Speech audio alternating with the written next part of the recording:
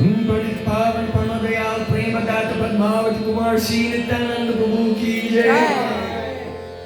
प्रेम पुरुषोत्तम सचिनंदन श्री गौरंग महाप्रभु की भले वृंदावन बिहारी लाल की जय। हर शनिवार की जय। जय जय श्री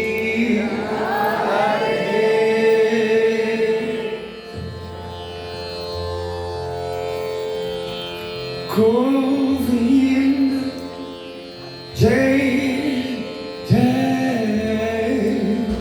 गोपाल जय जय राधा रमण हरि गोविंद जय जय गोविंद जय जय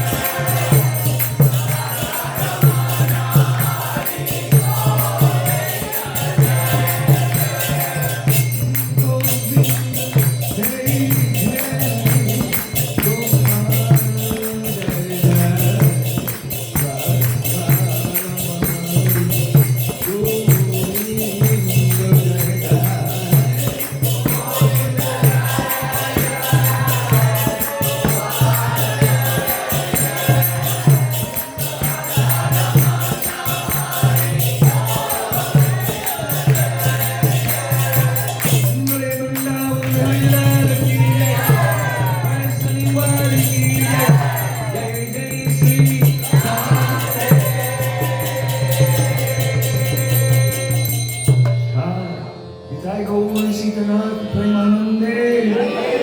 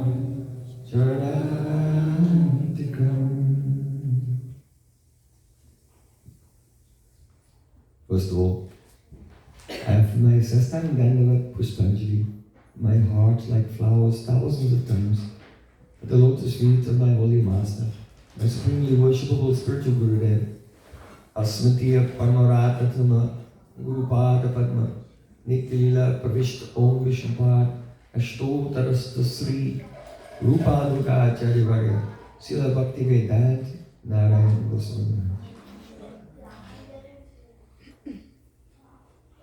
Secondly, I offer my pranam thousands of times at the lotus feet of my Param Gurudev, my Guru's Guru, to Srila Prabhupada and to his Guru and all the great acharyas in our entire Sri Rupanuga Gaudiya Guru Parambara. And finally, offer my pranam to all my dear spiritual brothers and sisters, to all Vaishnavas and Vaishnavis.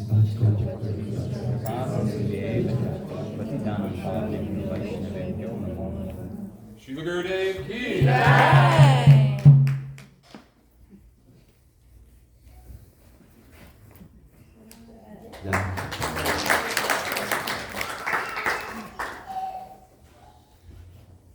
So this morning we heard, in accordance with the profound teachings of our great acharyas, Nam Tattva, how the holy name is Van Manasa Gochara.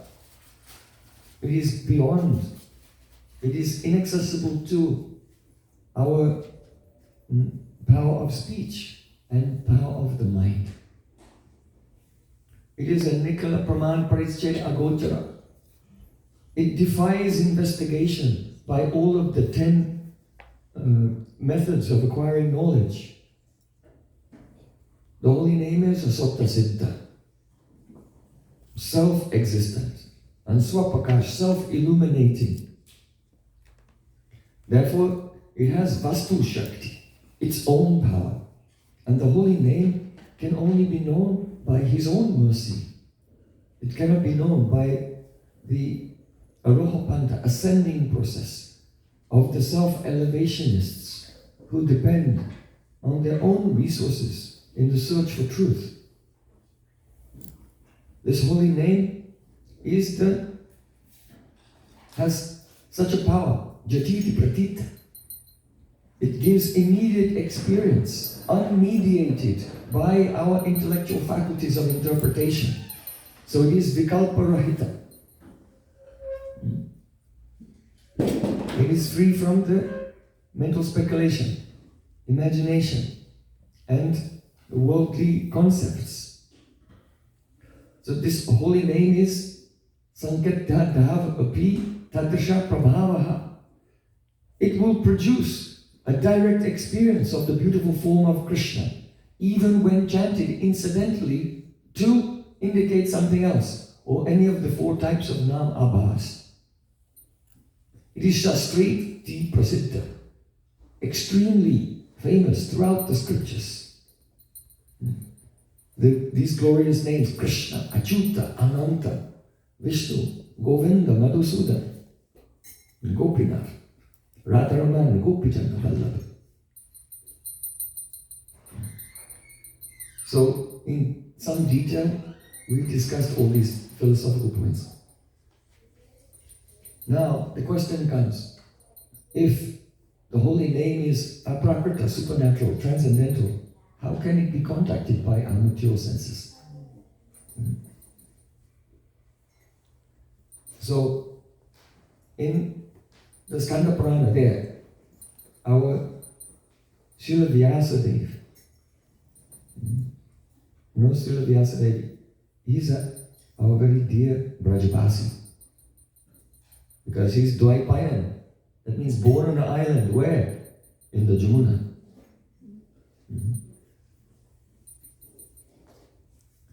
So our wonderful Brajabasi, Srila Vyasadeva, he has said, Maduram Maduram Etan Mangalam Mangalanam Sakama Nigavamal Vali Satpalam Chitsurupam Sakridapi Parigitam Swadhaya Helayava Brigavaram Taranat Naramatram Tariyat Krishnanama.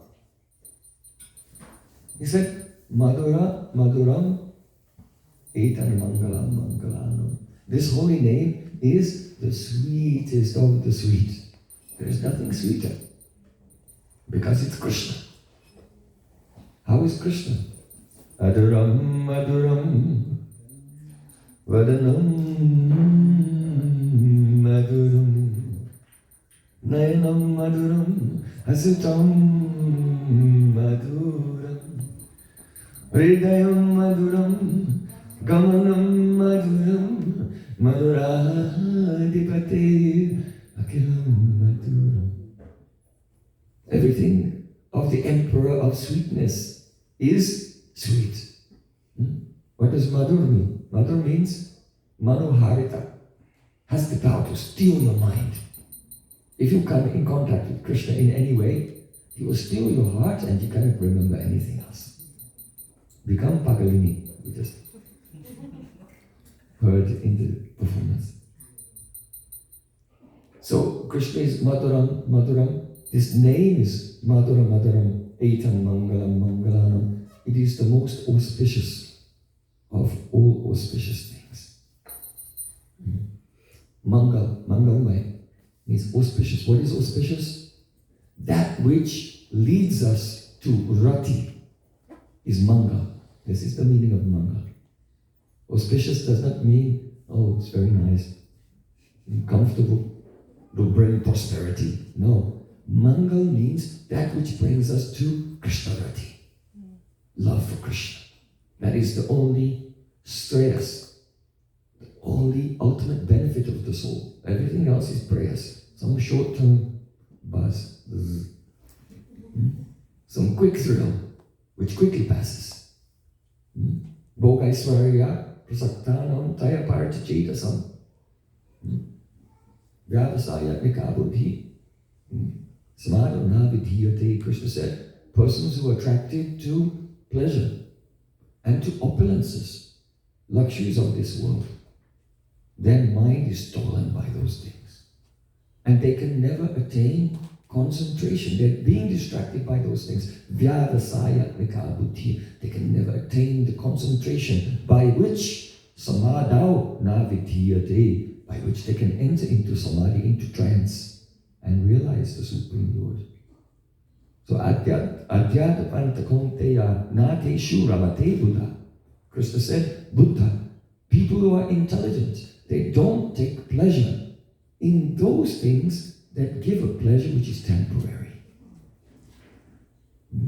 Because whatever gives a temporary happiness, it is nectar in the beginning and turns into poison at the end. So intelligent persons are not interested in those things. They are not Manga. The only thing which is Manga is that which brings us closer to our loving relationship with Sri Krishna. And of all things which are Manga, holy name is Mangalam Mangalam. Sakala Nigamavali Sattvalam Chitsupam. The holy name is the fruit of the wish-fulfilling tree of the Vedas. It's very important to understand the Vedas are compared to a kalpavriksha, a wish-fulfilling tree, because there are so many rituals of karma kanda in the Vedas. From the Vedas, you can learn how to find beautiful husband or wife, how to go to heaven, how to get mystic powers, how to get mukti, liberation. So whatever you want, you can find the path in the Vedas. But the holy name is considered to be the fruit of the wish-fulfilling tree of the Vedas. Why? Because the fruit of a desire tree is not what you want from the tree, but what the tree wants to give to you. Understand? So people can go to a desire tree asking for anything, but ignorant persons, they don't know what to ask for. So the desire tree is so kind. It just manifests the fruit. Oh, this is my gift for you. So the wish-fulfilling tree of the Vedas, we should not ask the Vedas, what can I get from you? We should ask the Vedas, what do you want to give to me? And the Vedas say, Hare Nama, Hare Nama, Hare Nama. I want to give you this juicy fruit of the Vedas. That is the holy name. Why is it a juicy fruit? Because all the Vedas, they have come from Pranava Omkar. Om. From the beach, Om, came the Bhurbhuvahasvaha Tatsavito Varenyam at Brahma Gayatri. So Brahma Gayatri is called Veda Mata, the mother of all the Vedas. Then from the Brahma Gayatri came all the other Vedic mantras. So you should know that in the Brahma Gayatri, there, the whole message of the Vedas is there in the condensed form. What? Bhargo Devasya Dhimahi. Devasya is in the Shashti Vibhakti, genitive case, in Sanskrit, singular. Ekavachana. Devasya. Of the Lord who is one. Dhimahi. We, that is first person plural. Bahuvachanam, first person plural. We, plural persons, meditate. So that means when we receive the mantra from Gurudev, the disciples receive the mantra from Gurudev. So it means we disciples, along with our Gurudev, Dhimahi, we are meditating on the one supreme truth. So God is one and souls, Atmas are many. Many people think that Atma and Paramatma, they are ultimately one, and Aham Brahmasmi, Sarvam Kalvidam Brahma, Tattvamasi, Prajnanam Brahma. There is only the light of the Nirvishesh, Niraka, Brahman, and we are all that. But the mother of the Vedas does not say. The mother of the Vedas said there is one God and there are many souls. Eko bahunam yo vidadati kama. Nityo nityanam chetanas chetananam. There is one supreme eternal and many individual eternals. One supreme conscious being and many individual conscious beings. And that one supreme can fulfill the desires of all the individual conscious beings. So this is the message of the Vedas. So Bhargo Devasya Dhima. We, many, meditate on Bharga means the effulgence or the Shakti, on the power. Because without the power of the Lord we cannot know Him. So that power of the Lord is Radha. So in the Brahma Gayatri, the source of the Brahma Gayatri is Omkar, Pranam, Om. So that is the seed of the tree of the Vedas. But if you have a seed, you try to taste the seed, there's no juice. Even when the seed grows into the tree and branches, there's no juice. Where is the juice? In the fruit. So Harinam, Krishnanam, is the rasatmak roop of Om. Om, but no rasa. And when Om becomes full of prema rasa, full of the mellows of love, it becomes Hare Krishna, Krishna Krishna, Hare Hare, Hare Rama, Rama Rama, Hare. How fortunate we are. Nama Shrastam Manamukhi. Raghunath Das Goswami prays, oh Gurudev, you gave me the best name. Hare Krishna. So Sakala Nigamavali Satphalam Chitsurupam Chitsurup. This name is Chit, conscious. We tend to think I am conscious, but the mantra is mantra. No, mantra is more conscious than we are. Super conscious. He's the most conscious being. Radha and Krishna, they are no different from this. They are the most supremely conscious beings. And so Chit Surupam. Sakitapi Parigitam Svataya Hilayava Bekovara Naramatram Taret Krishna Nama. If anyone, Naramatra means any human being, may be born in a very elevated situation or may be the lowest of the low, outcast person, fallen. But any human being who will take this name, Sakrit. Sakrit means even once. Someone chant the name only once. Parigitam. Parigitam. Here it doesn't say Gitam. If someone will sing the name, but Parigitam. Here Pari indicates that the name the whole name may not be chanted. You may not say Madhusudan. You may say Madhusu. And not finish it even. Or one may not pronounce it clearly. Like some persons say, we sometimes hear the Russians say, Hare Krishna, Hare Krishna. Or the Chinese are saying, Hare Krishna. But Krishna doesn't care. You're calling him, Parigita means even pronounced incorrectly. Even once. Shraddhaya means with faith. Or Hela, even without faith. But one name, Tariyat Krishna Nama, it will deliver you from this ocean of material existence. One will be delivered. So this is not this is not prescriptive. The verse is not prescribing, oh, everyone just chant parts of the names, or everyone should mispronounce the names. It's saying that if even chanting in these ways, even without faith, you can be delivered, then kim uta. It's called kaimutik nyai. Kaimutik nyai. The logic of kim uta, or a fortiori, we say in English literature. That if by simply chanting in this way, neglectfully, without faith, partially, not clearly, you will get liberation, then kim uta. What more can we say of what will come to that person who will chant with faith, clearly, so many names, with love? What will come to them? It is unimaginable. It is beyond expression, the benefit they will get. So, our Srila Sanatana Goswami Pad, he said, Jayati Jayati Namananda Rupam Murare Viramita Nija Dharma Dhyana Puja Diyatna Katam Apisagidatam Muktidam Praninam Yat Paramam Amritamekam Jivanam Bhushanam Me. Sanatana Goswami Pad is saying, Jayati Jayati, all glories to the holy name. First, all glories, may the holy name be victorious. Param Vijayate Sri Krishna Sankirtanam. If someone is glorious, someone should be defeated. Otherwise, how can the other person be glorious? That means my mind and senses were independent.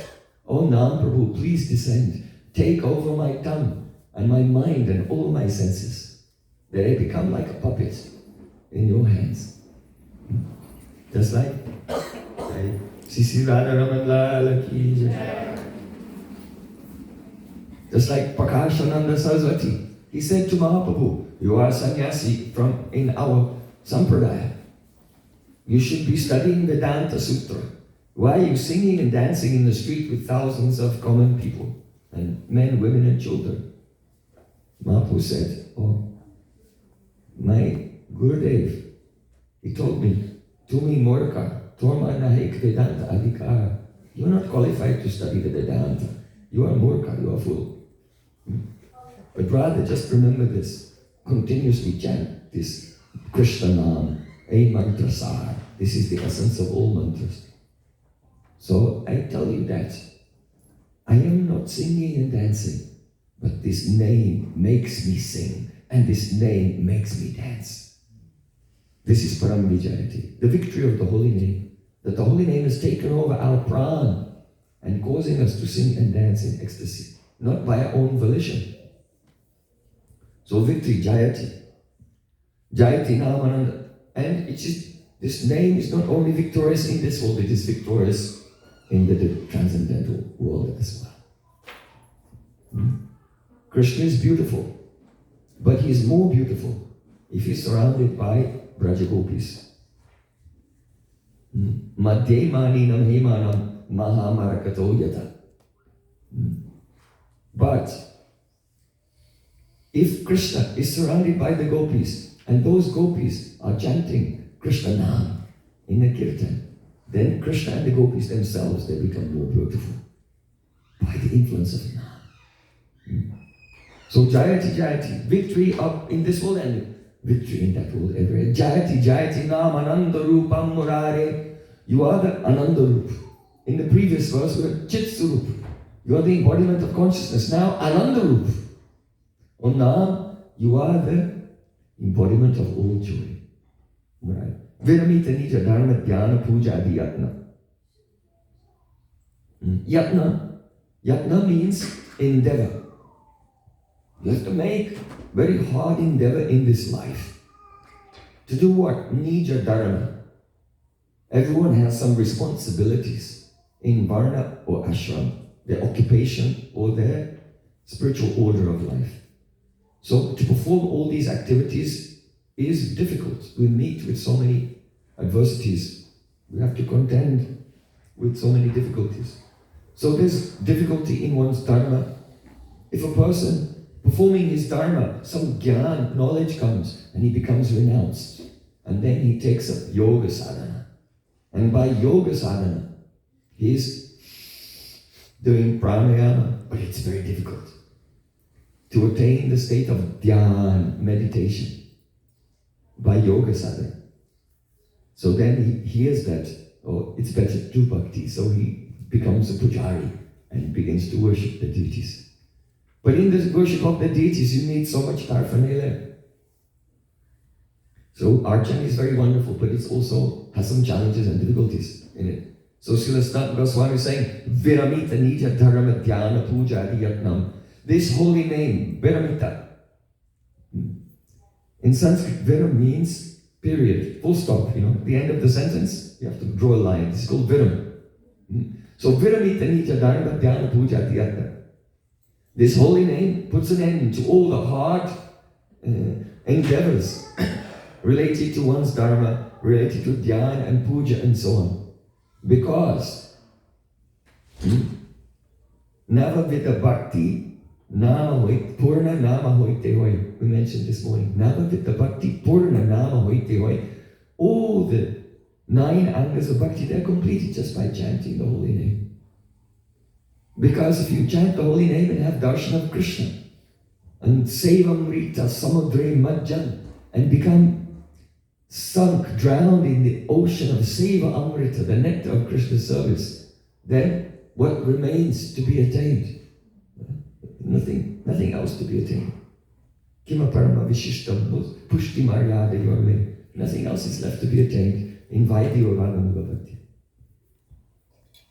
So Sanatana Goswami, glorifying the holy name, he's saying, Katamapi sakridatam muktinam praninanyat. This holy name will give mukti, liberation, to any living being who sakridatam comes in contact with this name, even sakrid once. Katamapi, in any way. So here it's a little different from Srila Vyasadev's verse. Srila Vyasadeva said that if one will sakrid api parigitam, if one will chant the holy name even once, you get liberation. It's not Goswami Pad saying, Katam api sakridatam. In any way you accept the name. So here, it does not mean only chanting. It's not limited to chanting the name. Or hearing. Because you may not chant. You may hear someone else chanting. And you are liberated by this. You may not chant or hear. But you may look and see the holy name painted. Especially in Vrindavan, everywhere you go you see Radhe Radhe. Painted everywhere. Hare Krishna. You see the name of Krishna by the eyes, just once, you become liberated. And what if you're blind? Then, you may paint the holy name in chandan on your body. Krishna Ram. And only by the touch of the name you'll be liberated. Even. So through any of the senses in which one comes in contact of the holy name, all one's prarabdha, aparabdha, kut and bij, 4 stages of karma, they all become destroyed in a moment. Even though you may not understand it or realize it at that time, just like Ajamil. It is not that when Ajamil chanted the holy name at the last moment of life that it destroyed his sins. When his son was born and the first time he said, your name will be Narayana. That name destroyed all of his sins, past, present and future. But an ordinary person would not understand that. Why? Because he continued to be a sloppy, sinful, slouchy, degraded, degenerate person. He continued with his mundane, mature life, living with his prostitute wife and all of his illegitimate children, engaged in sense gratification. So you see, those kind of activities, they are the results of sins. So it looks like the sins are still active, but they're not active. Why? his behavior is not coming from Pap, sins. It is coming from Purva Abhyas. That means previous habit. It is by previous habit. Just like if there is a deadly cobra, but someone catches the cobra and removes their poisonous teeth, then if someone comes near the cobra, what will happen? He'll come up like this, ready to strike. But this is Purva Abhyas. He cannot bite you, he cannot do anything. Completely harmless. What will he do? Tickle you with his gums. Right? But still, that cobra, he will like this. Why? Purva Abhyas.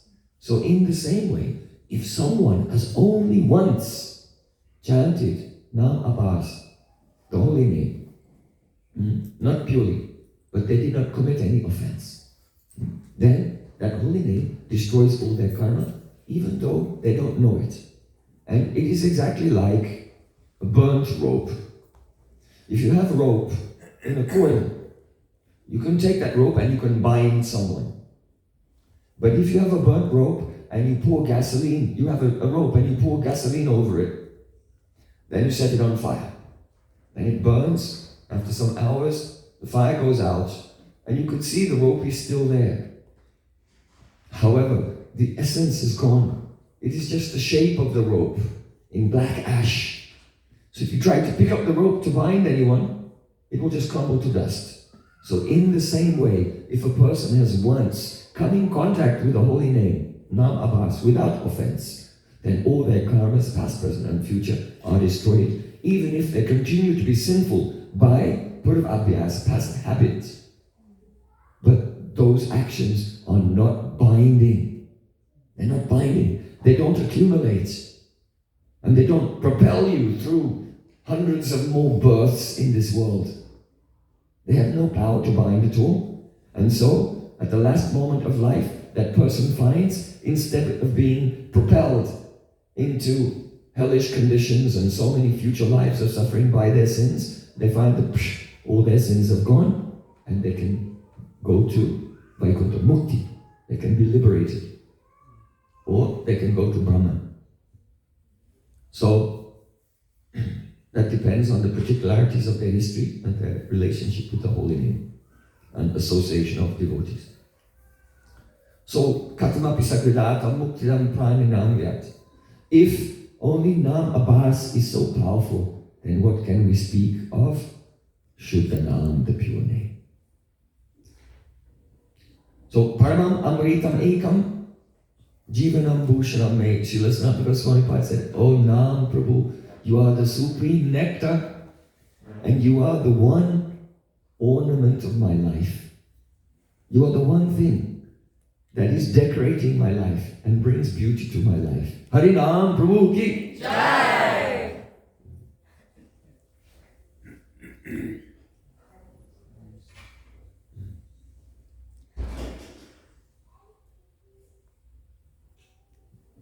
So, it is essential to avoid the 10 types of Namaparad. Because these glories are the glories of Nam Abhas, a person who's chanting without offense. So in the Padma Purana, you can find the instructions of Sanat Kumar on the glories of the holy name. And there he describes 10 offenses. So, aparad, rad means satisfaction, and apa means down. That which causes the satisfaction of the Lord to be diminished is called aparad. Now, I'm sure that all of you, or most of you, have heard about the 10 offenses to the holy name. And it seems like a list of different things, disparate things, not related to each other. So, we want to understand it clearly. What is the thread connecting them all, the principle?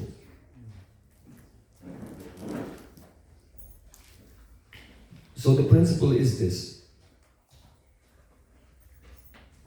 In Gita, Sri Krishna said, Jayato Vishan Pungsang Sangusteshu Pajayate Sangat Sanjayate Kama Kama Krodha Vijayate Krodhat Bhavati Samoha Samat Smriti Vibrama Smriti Brangsa Buddhi Nasho Prasati. By meditating on the objects of the senses, one develops attachment for them. And then that is that one develops a calm desire. And when desire is not fulfilled, then krodh, one becomes angry. If the desire is not fulfilled. And it does not matter how much one tries to experience the sense objects, then dusparena analena cha, it is like putting fuel in a fire. When you put fuel in the fire doesn't go out, it increases. And so the desires increase and it becomes greed. Kam, krodh, lobh. And when we become greedy, then we become bewildered. Everyone, Gurudev, all the Shastra and all the devotees tell us, you are not this body. But suddenly we really feel like we are this body. Moha, become bewildered. Mada, we become proud. This pride is the buddhinash, destruction of the intelligence. Because if we're intelligent, then we can see we are very insignificant. How insignificant we are. We're tiny, like a germ, like amoebas, wandering around in this world. There's millions of us wandering around on this rock in an endless space. We're born and in the blink of an eye we are dead. We are so insignificant. And if we step outside without looking, before crossing the road and a car comes, then we're just like a tomato splat. We're so fragile. But buddhinash, intelligence is destroyed. I am super important, I'm the center of everything. This is mada, pride. Pride destroys intelligence completely.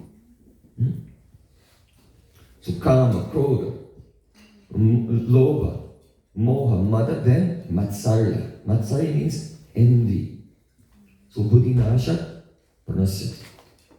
When the intelligence is destroyed, then one's whole life is ruined. So the final stage in these 6 degrees of falling down from a pure consciousness, falling down through these stages. Each one is an intensification of the next, of the previous one. Each one is the development of the previous one. And so, kam, krodh, lobh, moha, mada, matsarya, lust, anger, greed, bewilderment, pride, and envy. Envy includes everything.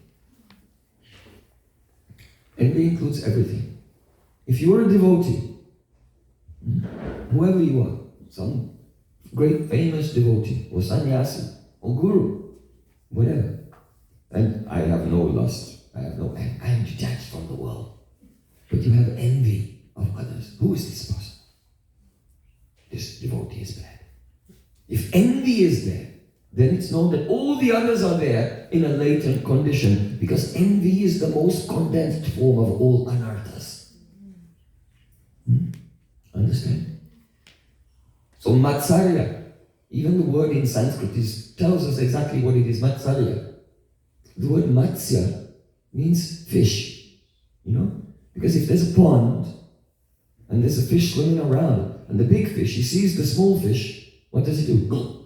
Eats them. He doesn't want them to grow up to become big fish like himself. I am the big fish in this pond, and anyone else tries to devour them. So the word for envy in Sanskrit is matsarya. It means fishiness. Matsarya. Yeah. Horrible. So Srila Bhaktivinoda Thakur has explained that envy is the antithesis of love, right? If you make a scale, if love is at one end of the scale, the other end is matsaya, envy. It's the exact opposite of love. So, the holy name of God gives prem. It gives Krishna prem. But, if we have matsarya, if we cultivate in our life a disposition of matsarya, enviousness, how can we receive the prem that this holy name gives? It's not possible. Now, the psychology of envy is very fine, and it may be something we may not be able to see within ourselves, the ways in which the matsarya, the envy, manifests. And therefore, the great sage Sanat Kumar in the Padma Purana is explained 10 ways in which we manifest the matsarya, an envious disposition towards the Supreme Lord, which becomes the 10 obstacles to attaining Krishna prem. Can you see where we're going with this? Where we're going with this? So these 10 offenses to the holy name, it's not a list of all different unrelated things. It's actually 10 symptoms, 10 dispositions of a soul by which his envy towards God is manifest. And as long as those 10 dispositions are present, he cannot avail himself of the power of the holy name. And so, don't consider this subject of the 10 offenses to be some dry, random sentences about philosophy. But you should consider it in this way, that this is the psychology of love. It is a psychology of love.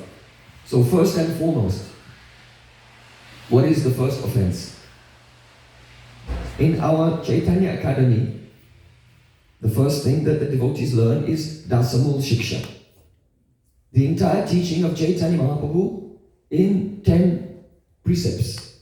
Dasamul Shiksha, the 10 teachings of, the 10 components of the teaching of Chaitanya Mahaprabhu. And then the second thing, 10 offenses to the holy name. Because one can only attain prem by chanting the holy name, but there are 10 obstacles standing between us and the endless ocean of nectar. So it's imperative that these 10 obstacles are removed so we can attain the goal of our life. So the first offense is this. Satam ninda namna paramam aparadam vitanute yata kyatim yatam katam usante tadvigarham. It means the greatest offense to the holy name is the ninda, to criticize Satam, devotees. Criticize the devotees. The ninda, to offend the devotees. So there are degrees. Obviously, to strike a devotee or kill a devotee is extreme. But to become angry with a devotee, to verbally insult a devotee, these are also terrible. But it becomes very subtle also. For example, when a devotee is coming, do not welcome them. Oh, to sing Jaya Vaishnav Thakur, Jaya Vaishnav Thakur. Sing and welcome the devotee. If we don't welcome the Vaishnava, when they come, and also when they're leaving, glorify them, then this is also an offense. And it becomes more subtle. Because you may see a devotee and say, Jaya Vaishnav Thakur, but in your heart, you don't feel happiness. Or you may see a devotee coming. My Gurudev used to say, you turn your umbrella. You know? If you have an umbrella and someone is coming, you don't want them to see you, and you turn your umbrella like this. You keep walking. So it is a ninda, it is an offense to a devotee. If we see a devotee and we don't feel a harsh jubilation in the heart, why? This itself is an offense, and usually it's the result of a previous offense. We don't feel joy because we've done something before and it's made our heart feel heaviness. Feels heavy. And so we're not uplifted by the prospect of meeting a devotee. So one should not make Vaishnava pride. Why is this the psychology of love? Because even though a Vaishnava doesn't take offense, just like Srila Haridas Thakur, he was being beaten in 22 marketplaces by the soldiers of the Chankazi. But as the soldiers were beating him, he was praying for them. He did not take offense. He was praying. Oh, I pray that your arms are not becoming so tired and exhausted from all this beating.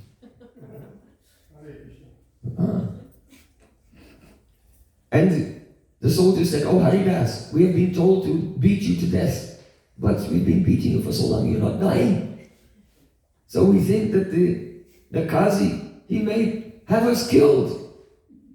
Haridas Thakur said, oh, why didn't you say so? You wanted me to die, why didn't you tell me? Well, no problem. And then he went into samadhi, into trance. And his heartbeat, his breathing, everything stopped. And they were very relieved. Thank Allah that he's dead. And they brought his body before the king, the Nawab. And Nawab said, okay now, so go and bury him. But the Qazi was so vicious, said, no, burying is for a pious person of the book, not for an infidel, not for a traitor like this Haridas Thakur, who had given up our religion and taken up the Hindu Dharma. So he should not get a respectable burial. Just throw him into the Ganga. And so they threw his body in the Ganga. And Haridas Thakur was floating in trance there for some time. And then after some time he washed up on the shore and came out, Haribo!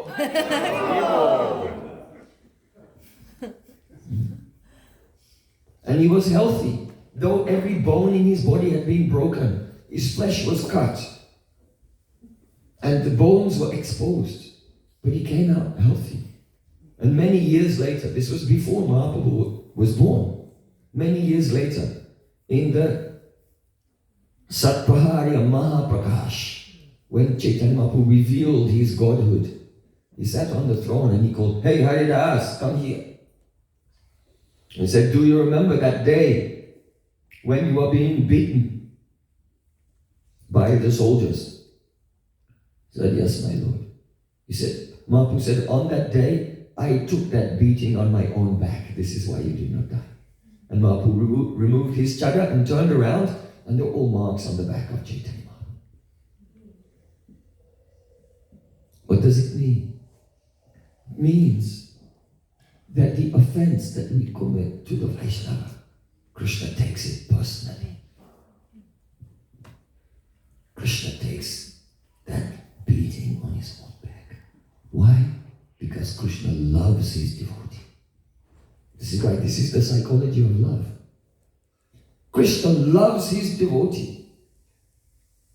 Sadhavo hridayam mayam. Sadhunam hridayam tvam. Durvasa Muni, he made offense. He tried to kill Ambarish Maharaj. But the chakra came and chased him all over the universe.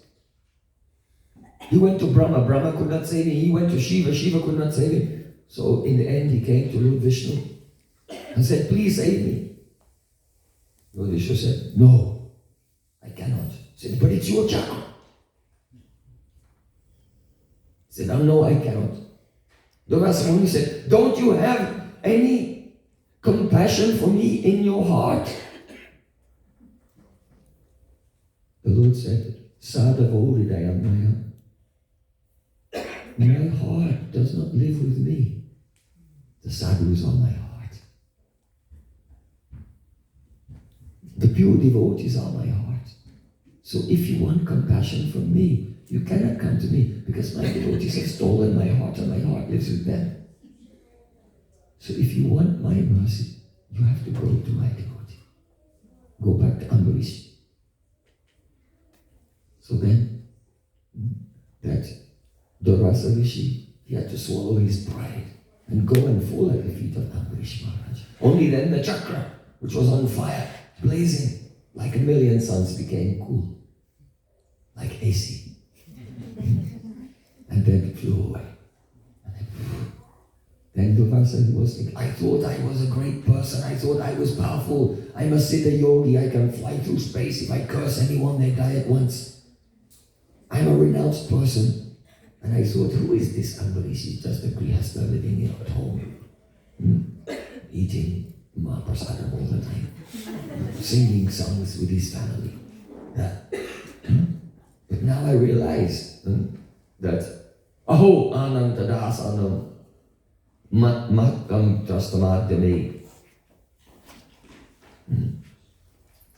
Now, Aho, today I've seen the greatness of Krishna's devotee, even though I tried to kill him.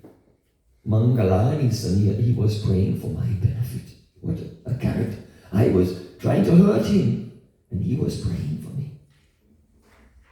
And even the Supreme Lord could not save me, because he's stolen the heart of the Supreme Lord. So this is the first thing. The first thing in spiritual life is we must not, under any circumstances, commit offense to a devotee. Don't blaspheme or criticize a devotee, just like Srila Raghunath Bhakta Goswami. In Chaitanya Charitamrita, he said, Vaishnavera nindya kama nahi parikani, sabi Krishna bhajan kari ei matra jani.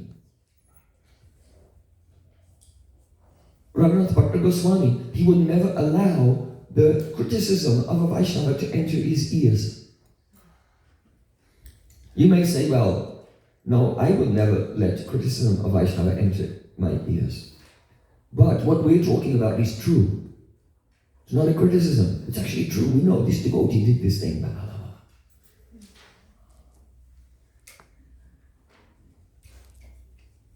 Raghunath Bhakta Goswami says, I don't care whether it's true or not. Vaishnava nindya karma. If he's done good or bad, I don't care. I don't want it to enter my ears. Sabi Krishna bhajan kari ei matra jani. My mood is this. Everyone is doing bhajan except for me. I am the only one not doing bhajan. Everyone is doing bhajan except for me. If you want to make progress in spiritual life, we cannot follow the maxim. Nindarasa sada pibet. In Sanskrit, Nindarasa sada pibet. Always taste the flavors of gossip. No, it has to stop. I don't want to hear. Everyone's doing bhajan except for me. What is the state of other person's kitchen? It's not important. I have to clean my own kitchen. Only if my kitchen is clean, then I can get the 5-star rating. If you are interested in the state of everyone else's kitchen, but what about your own kitchen? So be careful. Don't hear criticism of any devotee. It pollutes, spoils the sanctity of our heart. And all devotees are dear to Krishna. Even if a devotee has made some mistake. Because if a devotee has done something illegal, then you call the cops and can be arrested. And Krishna and everyone can forgive him while he's in jail. But if a devotee has some mistake in his life, then this is not our business to pry into the weakness. Srila Bhaktisiddhanta Thakur said, don't be interested in prying into the weaknesses of others. But rather, without criticizing others, we should try to criticize ourselves. Turn our critical analysis, our critical apparatus upon ourselves. So, because Krishna said in Bhagavad Gita, Apichet Sudra Acharo Bhajate Mamanandevak, Sada Eva Samantavya Samyagyahi Sahito Hisa. Even if a devotee will do some terrible thing, but if he's ananya, that means he's worshipping only me. Krishna knows who you are worshipping. If you're worshipping only Krishna, then Krishna knows. Samyak vyavahito visa. that your determination is properly fixed. You're going in the right direction. But Krishna knows if you are worshipping him and on the side when no one is looking, you're offering some bananas to Ganesh, some coconuts to Hanuman, some bilva leaves to Lord Shiva, some hibiscus, some flowers to Durga. If Krishna knows, then you don't come in this category of Ananya Bhak. You are not in the category of Ananya Bhak. But a person, even they may have faults, but they only worship Krishna. They're respectful to all devatas as Krishna's servants. But they only worship Krishna. That's called Ananya Bhak. Krishna, Sadhureva Saman. He's a sadhu. Why? Because even though that person today may have some faults, but those faults are adventitious. They are agantuk. Agantuk means they're superficial. And by the practice of bhakti, they'll quickly be removed. Like our Srila Prabhupada used to say, someone may not be clean, but they're in the shower. So don't say anything. The person is not clean, but he's in the shower. He's getting clean. So nothing to comment about that. You know that once Srila Rupa Goswami Pad was sitting and chanting Harinam. Hare Krishna, Krishna Krishna, Hare Ram, Ram Ram, Hare Hare.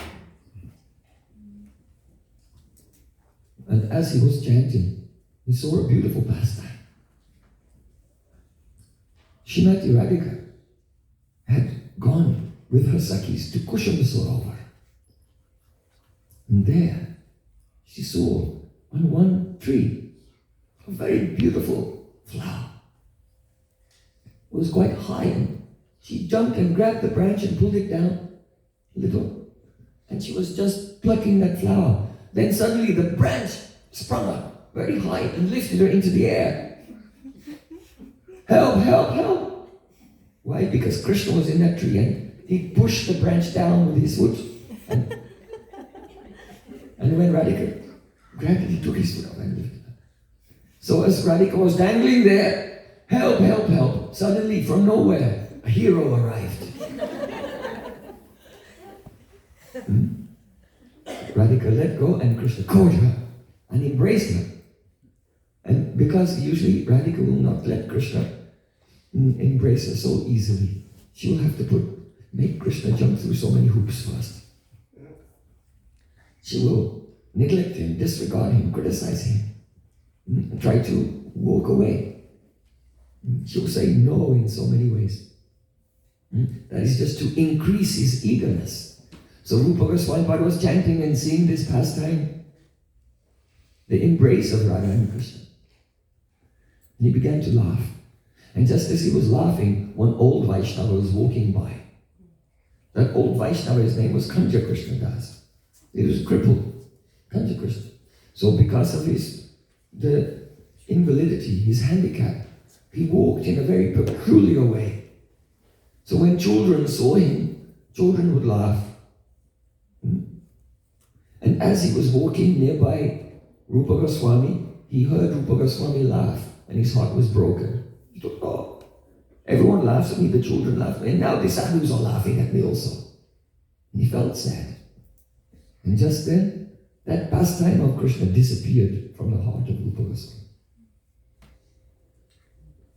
So then, Rupa Goswami again began to chant, Hare Krishna, Krishna Krishna, Hare Hare.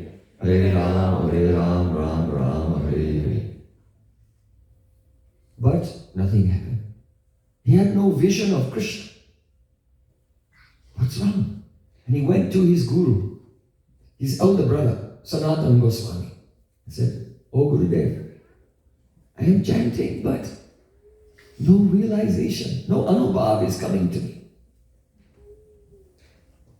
Srila Sanatana Goswami said, Oh, you must have made some aparad, some offense. Do you remember? I don't remember that I have made offense. And he said, then perhaps not knowingly, but unknowingly you have made offense. Sanatana Goswami Pad was desperate. Because the Prema Naam is our greatest treasure. He said, Gurudev, what can I do? Sanatana Goswami Pad said, you should organize a festival. And you should send invitations to all the Vaishnavas in Braj to come to the festival. And the one who doesn't come, that will be the person. So Sanatana Goswami, Rupa Goswami, called his disciple Jiva Goswami Pad and had some written invitations and gave to him. And Jiva Goswami Pad went all over Vrindavan and gave the invitations to the Vaishnavas. And when the day of that festival came, all the Vaishnavas came, and there was Kirtan and Harikatha, and in the end, everyone sat down in rows. Ma prasade govinde nama parmane Vaishnavi, ready to take prasada. So at that time, Srila Rupa Goswami was looking, and he saw all the Vaishnavas who were there, they were so happy.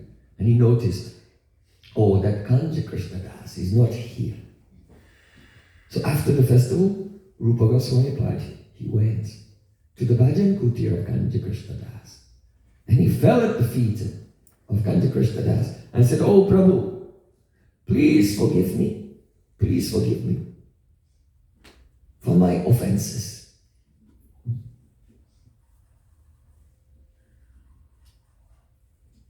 Kanja Krishna Das said, oh Rupa, you are so honorable, so respectable for me. But on that day, when you were chanting at Kusum Sarovar, and I walked past you, and everyone laughs, you also laughed at me. It gave some pain in my heart. Rupa Goswami Pad said, oh Prabhu, please forgive me. But still, I must say, I didn't even see you. I was chanting and remembering a pastime of Krishna. And it caused me to laugh. Then Kanja Krishna, he fell at the feet of Rupa Goswami. He said, oh Prabhu, you please forgive me. Because in my mind I thought that you were being offensive to me. And so now both of them, they were bowing down to each other and trying to get each other's foot dust. Prabhu, please forgive me. Oh Prabhu, you please forgive me. And they embraced each other. From that day, neither of them, they were both chanting but not realizing anything. Both of them.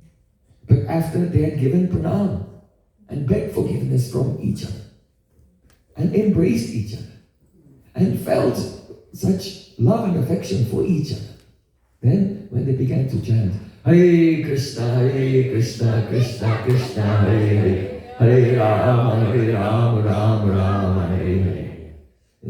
Then the covering of this world was, the curtain of Maya was removed. And they had a vision of Sri Krishna's Golok Vrindavan Leela. So we should think that Rupa Goswami and Kansa Krishnas, they're both pure devotees. They cannot make any offense. But this pastime has unfolded for us, to teach us that we should be so gentle. We should be so gentle. We should be so generous. We should be so charitable in our interactions with others, that what to speak of knowingly making an offense or even pinching the heart of another person. We should be on guard that we don't even unknowingly give pain to another person or to inadvertently or involuntarily make offense.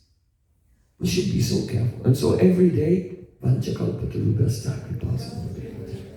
pranam to all the Vaishnavas and beg for their forgiveness every day. And we declare, I am dependent upon your mercy. Because we are. Because unless we have the love and affection of the devotees, then Nam Prabhu, he will take it personally and not manifest his power to us. So this is the first teaching of Sanat Kumar in the psychology of love. Krishna loves his devotees. The devotees are Krishna's heart. And if we'll hurt them in any way, Krishna, they may forgive us, but Krishna will not forgive us. And so the name will not manifest his power. This was Satanyan. Now, of course, there are different levels of devotees. Kanishta, Madhyam, and Uttam. To offend a Kanishta is actually not Namaparad. It is pap, it's a sin. To offend a Madhyam or Uttam, of course, is a great Namaparad. But to offend a Kanishta Adhikari, it is not a Namaparad, it is a pap, a sin. But sins also make problems in our life. And if we have the habit of being prickly in our dealings, or rough, ruksha rasata, there's some roughness in our dealings with others, then when we do meet a pure devotee, then we may treat them in that way as well. So, though it's not a namaparad, but it creates the environment for namaparad. That's all. So we should try to, as Mahaprabhu said, Uttamaya apanati mani tunadam. Even though a Vaishnava is the highest person, he considers himself the most insignificant. Uttam habe, Uttamaya Vaishnava habe, nirabhiman, jibe saman dibe jane, Krishna avistan. The pure devotee is without any pride and gives respect to every soul in this world, knowing that everybody is also the residence of Krishna. Krishna is in the heart of everyone. So this is the first thing. Don't offend the devotees. Don't blaspheme the devotees. Then, next one. Oh, one other thing I just want to add. That also includes, don't blaspheme the devotees in my Sangha, but those in other Sanghas. We have the license to blaspheme. No. Sorry, there's no license for that. Means all devotees, in every Sangha, or to speak of our own Sampradaya, even in other Sampradayas. In all these Sampradayas also. Vallabha Sampradaya and Nimbaraka Sampradaya. Swami Haridas Sampradaya. Ramanuja Sampradaya. Vishnu Swami Sampradaya. All Vaishnavas are dear to the Lord. So then, second one. Srivasya Sri Vishnu Jaya Gunanama Adi Sakalam. Diya Bina Pasyat Sakalu Harinama Hitakara. The meaning is to consider that the demigods like Shiva are equal to or independent of Vishnu. That is offense to the holy name. So, here, Diya Binnam Pasyat. Diya Binnam and Diya Abhinnam, both are there. To consider Shiva to be independent or different from the Lord is an offense, and consider that he's equal to the Lord is an offense. Both are there. So, then how can you avoid the offense? If you think that he's different from the Lord, it's an offense. If you think he's the same as the Lord, it's an offense. So they can't get out, it's catch-22. It's not like that. Here, the deep meaning is this, that Lord Shiva, there are different levels of Mahadev. So, from the right side of Sri Krishna, at Bangsi Bhat, manifest the Gopeshwar Mahadev. He is Sadashiv. So Sadashiv is Vishnu Tattva. So if you think that the Shiv who is Vishnu Tattva is less than Vishnu, it becomes an offense because he's Vishnu, he's a Vishnu Tattva. But the form of Lord Shiva who is worshipping in this world is the expansion of that Sadashiv. He is called Shambhu. So those who are worshipping the Shivling in this world, who unites with Durga, and they are the father and mother of the mature universe. That Shambhu is not Vishnu Tattva, he's Shiva Tattva. So if you think that Shiva is equal to Vishnu, then it becomes an offense. So two types, Sadashiv and Shambhu. If you think that Shambhu Shiva, who is worshipped by the general people, is equal to Vishnu, it's offense. But if you think that Sadashiv is not equal to Vishnu, he is Vishnu, it becomes offense. Okay, another meaning here. Shivasya Sri Vishnur. Vishnu means of Vishnu. And Shivasya is the adjective to Vishnur. It's also in the genitive case. So it means Vishnu is Shiva auspicious. Gunanamadi sakalam diya binnam. To think that the qualities and the names of Vishnu are different from Vishnu himself. So abhinatvam namanamino, there's no difference between Krishna and his name. There's no difference between Vishnu and his name. So if you think there's a difference between Krishna and his name, or Krishna and his form, Krishna and his qualities, Krishna and his pastimes, therefore this is offense to the holy name. If you're thinking, I am chanting Hare Krishna, and at the same time I should speculate about Krishna's pastimes, otherwise the name will not manifest, then you are thinking that the pastimes are different from the name.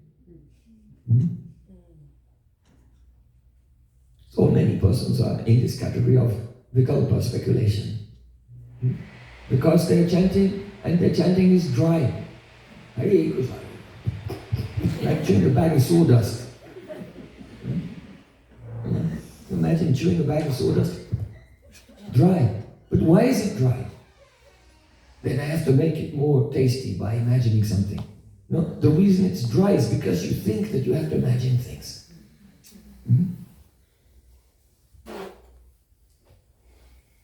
So, this is the second offense, and it has several parts. Though it's number 2, we say it's the second offense, but it has many parts. And it's necessary to hear the explanation of Namaparad from Nam Tattvavid Guru, so that we can be diligent and diligently give up these misconceptions.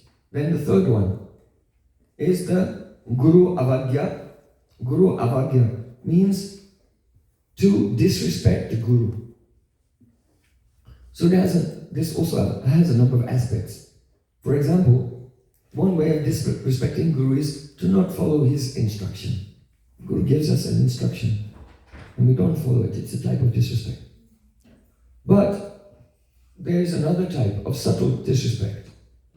What is that? Achi Vishnu Shiladi Gurushu Naravati. To consider Guru to be an ordinary human being. This world is full of human beings. My Guru is one of them, but he knows a lot of shlokas. He's a rishi, he's a kavi, he's a learned poet and a sage. No. Krishna said, Acharya mam vijanyan navamanyeta karichit namatya buddha suyeta sarvadeva mayo Guru. Krishna said, you should know the Acharya is my very self.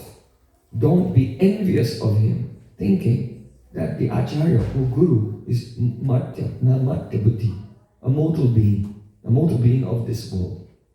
Only to think that Guru is a mortal human being, it's already the asuya, envy. It's already Guru Avagya.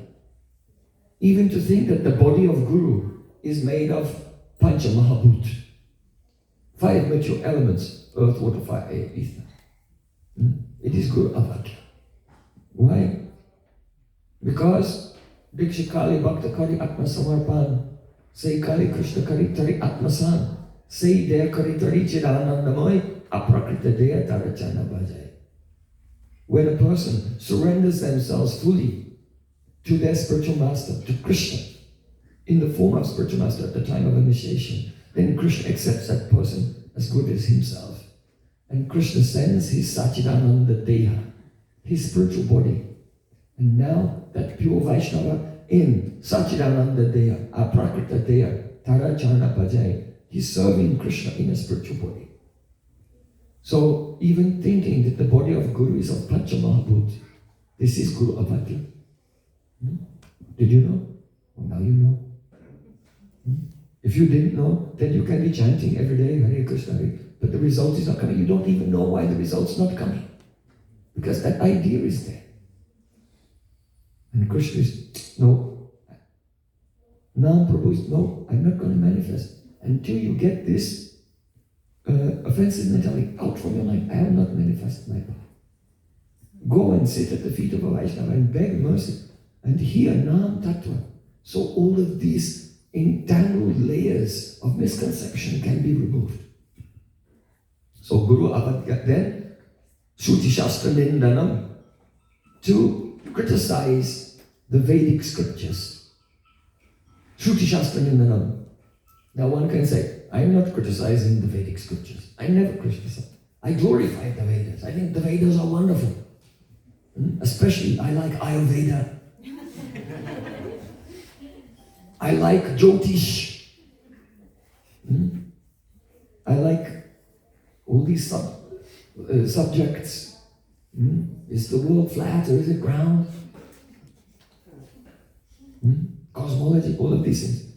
So, actually, to Shruti Shastra Nindanam, to criticize the Vedas, doesn't mean only to say something bad about the Vedas. But it means it's a criticism to subvert the purpose of the Vedas. For example, if you say some words and someone hears it, but they go and repeat those words to someone else, but with a different context. It's the same words. They only repeated what you said, but they give a spin on it. This is an offense. It's an insult, right? So in the same way, Sakama Nikam Mali Satpalam Chitsurupam. The essence of the Vedas is Harinam Sankirtanam, the chanting of the holy names. So if you are studying the Vedas, speaking the Vedas, sharing the Vedic knowledge with others, but you don't put the emphasis on chanting the holy names, then you are subverting the purpose of the Vedas. It's an insult to the Vedas, Shruti Shastra Nindanam. Understand? These things are very fine.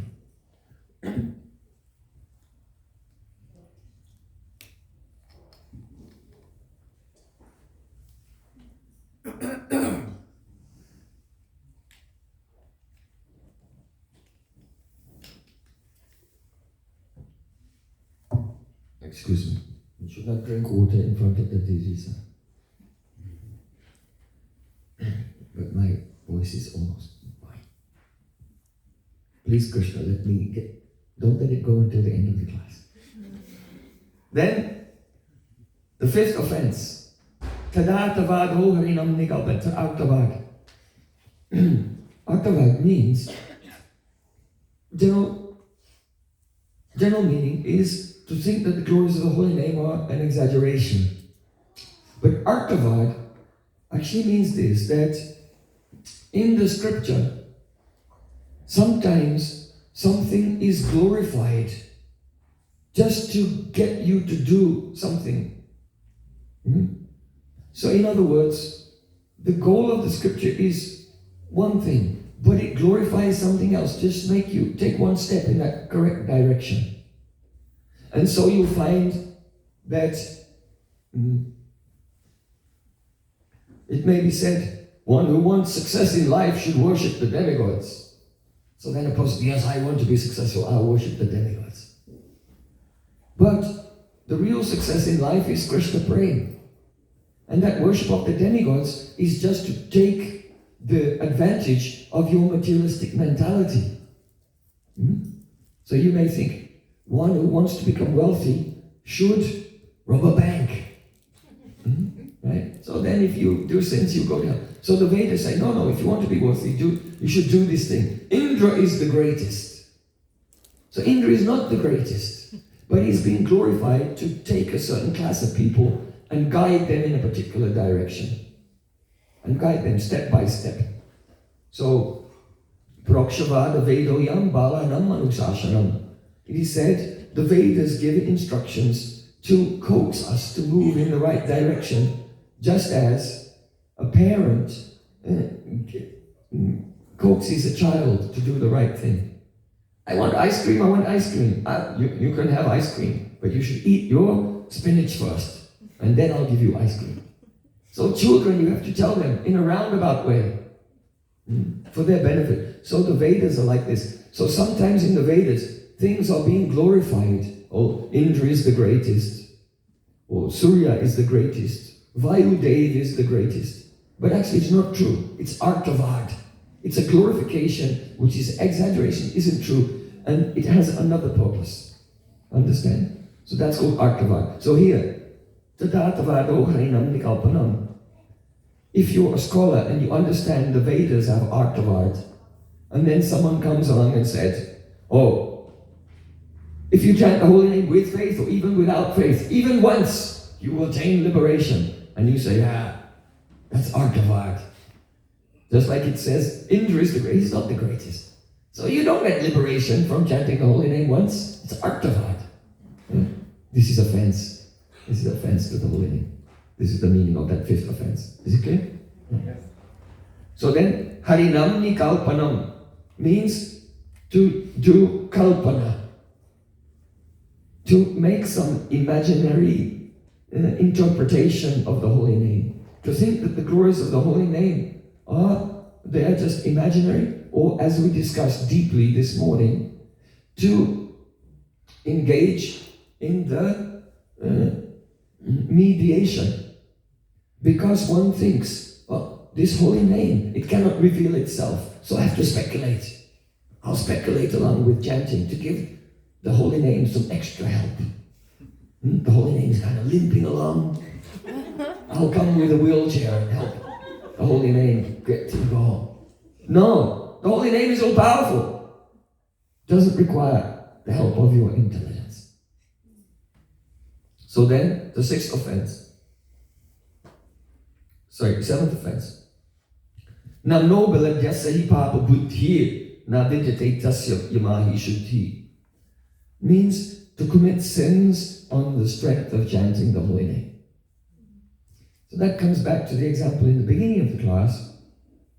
On the first day that Ajamil said to his child who was just born, your name is Narayan. All his sins were destroyed, but he didn't know it. So he continued to sin. But for us, we heard something about the glories of the holy name. It has the power to destroy sins. So we're not in the same situation as Ajamil. Because we have some understanding. We have heard from our gurus and from Vaishnavas. And so that means that if we chant Nam Abhas and our sins are destroyed, but we think, oh, if I do more sins, it will not bind me. It will be like that burnt rope. I heard from Prem Prajan, when I die, these sins will not touch me. It's like a burnt rope. No. If a person will continue to engage in sinful activities, thinking the name will save him, it's true. It's not pap. It's not a sin. It's aparad. And aparad is much more difficult obstacle to remove than sin. Sins can be destroyed in a moment. They easily go by the power of the holy name. But now this becomes aparad. It becomes offense to the holy name. And offenses are extremely difficult to remove. So, na vijate tasya yamahi shuddhi.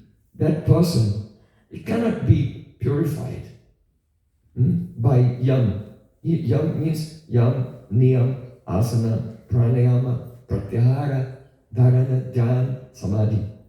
There are 8 stages in Ashtanga Yoga, and a person may, by these yam, niyam, pranayama, try to purify his body, purify his mind, purify his senses, go into trance. Nothing will work. It will not. He will always be distracted. Offenses make one go into the vikship, distraction. Makes us go into avesh, absorption in material things. Offenses make us become crooked, duplicitous. Offenses make us become slack, lazy in our sadhana. All of the Srila Jiva Goswami is described in Bhakti Sandarbha. If someone commits aparads, offenses, then the first symptom is the person becomes crooked. Like Duryodhana. Krishna came to negotiate peace. He came as an ambassador on behalf of the Pandavas to negotiate peace. And he asked, well, oh Duryodhana, just give 5 villages so that 5 Pandavas can do their dharma of protecting the people in 5 villages, 1 village each. Duryodhana said, I'll not give them enough land into which they can drive the head of a pin. See, so then Duryodhana, he thought, oh, this Krishna is on their side, we should arrest him. And he told his men, oh, capture him. So his men came with ropes to bind him. And Sri Krishna manifested the Vishwarup, universal form. And then they saw it. They could not bind him because he was unlimited. So Krishna even showed directly to Duryodhana, I am God. And everything comes from me. I am the master of the universe. But then, when Krishna then withdrew that vision and went away, Duryodhana said, humbug. He's just a magician. He's like a hypnotist. He did some tantra on us. He did some kala jadoo, some black magic. He's not God. So this is called the crookedness. And asraddha. When a person commits offense, then he cannot have faith. He cannot be faithful. He cannot be loyal. He cannot have a gradually increasing and continuous sevavritti. Shraddha means sevavritti, the inspiration to serve. So when we make offense, we become asraddha, faithless. We cannot put our faith in the name, in Krishna, in Mahaprasadam, in Vaishnavas. That's the verse, Mahaprasade Govinde, Nama Pramani Vaishnavi. Swapapatum punyavatam ratan. Vishvaso naiva jayate. Vishwas. We cannot put our vishwas. What is vishwas? Vishesh rupain suhas. Suhas means breath. Faith or confidence, vishwas, means our breath. Our spiritual life cannot breathe. So this is the first symptom of aparat offense. Then crookedness, one becomes duplicitous, like Duryodhana. Then you get the avesh, absorption in material subjects. Scrolling, doom scrolling all day. Becoming absorbed in worldly things. This is the symptom of aparat, 3rd symptom. Then the 4th symptom, that is shaitilya. That means slackness in one's sadhana, practice. One is not completing the rounds every day. One is not remembering Gayatri mantras on time, 3 times a day. One is not performing arti to the deities daily. Reading, serving, all the angas of bhakti, one becomes slack. One cannot follow brats like Ekadasi Brat, Kartik Brat, Purushottam Brat. One becomes lackadaisical. So this is the 4th symptom of the offense, the shaitilya, slackness in sadhana. And then the 5th symptom of offense is you are very strict in your sadhana, but you become proud of it. A person is very strict in all sadhana, and instead of thinking, oh, everything is Krishna's mercy. When we take our bead bag, we think, oh, now my japamala is coming to me. It is only by the mercy of the Lord that I have the opportunity and the capability and the possibility to now come in contact with the holy name and crying, Hare Krishna. But the pride is there. Oh, come on, grabbing the reins. Let's go. Giddy up, hurry now. Hare Krishna. I have chanted 64 rounds. Okay. So the pride comes in sadhana. This is also a symptom of offense. So we should be very careful not to commit offense. So committing sins on the strength of the holy name, one cannot be purified by any other sadhanas. Then, 8th offense, dharma brata tyaga bhutadi sarva shubhakriya samyam api pramada. That means there are duties in the Vedas, dharma, in Varnashram Dharma. There are brats in the Vedas. There is tyag, sannyas renunciation, huta, fire sacrifices, etc. These are all called Shubha Kriya. Shubha Kriya. They're pious activities. So to consider any pious activities described in the Vedas, samyam, to be equal to chanting the holy name. If you think that performing 10 million Ashwamedha Yagyas is equal to chanting the name Krishna one time, it's an offense. So nothing is equal to chanting the holy name. Now it says here, api pramada, even inattentive, being inattentive, inattentively. That means making other activities equal with the chanting of the holy name, even inattentively by accident. For example, if you want to attain some worldly benefit, then there's always some yajna you can do for that. Go online, get the phone number, call some Brahmins in South India, send them a check, and they'll do it with some yajna so you can get that thing. Now, if you are chanting the holy name with a desire for something worldly thing, and you're chanting Hare Krishna and you want that worldly thing, now you're using the holy name in the way that you would use a karmakanda yajna, right? Because the holy name is not to get any worldly thing. It's to attain Krishna prema. But you are equalizing it. Inadvertently, you are equalizing it. Api pramada. You're equalizing it with a shubha karma by which you can get some worldly benefit. So this is an offense. Then, the eighth offense. Sorry, ninth. Now we come to the ninth. Ninth offense. Asradhatane vimukhe prashinrati yastopadesha shiva nam aparada. It's an offense to preach the glories of the holy name to faithless persons. Actually, we do this all the time. In fact, we go out. Yari deka tahikara Krishna Upadesh. Amara Adhyay Guru Tara Haridesh. Mahaprabhu said, Suno Suno Nityananda, Suno Haridas. Sarvatta Amara Adya Karo Prakash. Prati Gari Gari Diya Magi E Bhiksha. Bolo Krishna Bhajo Krishna Karo Krishna Shiksha. Hey Haridas, hey Nityananda. Listen, I want you to manifest my order everywhere. Go house to house and say to everyone, oh, I beg you, chant the holy name. Worship Krishna and follow his teachings in your life.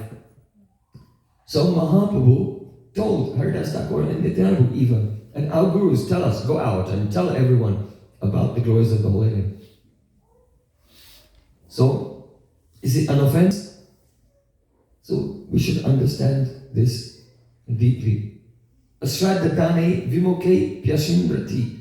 If the person is vimukh, they are turned away. Ashrinrati. And they not listening. They don't want to hear. Don't chase after them. You can say something. If they don't want to know, give pranam and go to the next person. Don't entangle. If you keep pushing it, then you'll create opportunity for them to make offense. And you will also be making offense. But the traditional meaning, more deeply we can say, Yastropadesha, the word Upadesh in the Shastra, it actually means to give initiation. Don't give initiation to persons who are faithless. Why? Because there are certain persons who know in India, if you have a disciple, then the disciple will have to give dakshina. If Guru gives a mantra or instruction, the disciple has to give dakshina, some gift in return, some money. You cannot say donation, cannot give donation to Guru or Vaishnavas because nothing belongs to us.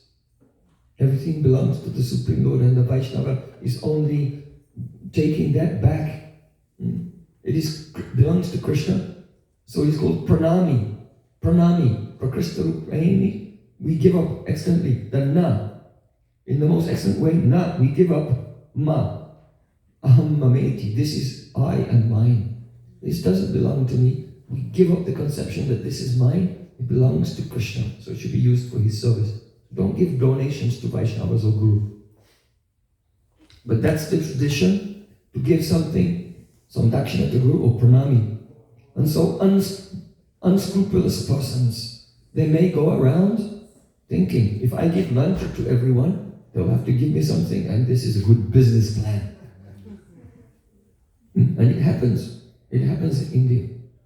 So, this is problematic, because it makes a mockery of the process of bhakti, and it is an offense to the holy name. This is an offense to the holy name. And therefore, only pure devotees should give Harinam. Why? Because the people of this world, they are faithless. But the pure Vaishnava, by his Ashirvad, can infuse our heart with Shraddha. By the glance of a Vaishnava, then the feeling comes, I want to serve Krishna. That faith comes. And so it's an offense to give the holy name, initiate a faithless person, means that unqualified persons should not try to monetize bhakti. Bhakti is not commercial. No one should do kirtan for money. No one should speak Bhagavatam for money. No one should charge at the door for any event. This is all aparad, all offensive. Pure Vaishnavas, they have the greatest wealth. Krishna's lotus feet belong to them. They are living in their heart. What do they need? Nothing. If we can give something to us, that's for our benefit. So bhakti can never be commercialized. It can never be a business. Ever. And as soon as you try to commercialize it, now you become aparadi and disconnected from the divine realm. But pure Vaishnavas, they can give initiation. Why? Their presence, their own faith, their own love creates the appearance of faith. The bhakti lata bij, the seed of devotion, appears in the hearts of others, and then on top of that, they give the holy name. So there's no offense. Then, the 10th offense. Shute pi nama mahatmye ya priti rahito nara aham mamadi parmo nam nisopya paradakrit. If one has heard about the glories of the holy name, but he remains pretty rohita. He remains without affection for the holy name. You hear about the holy name, but chant inattentively, casually, in a state of distraction. Just that your mind flickers here and there is not an offense.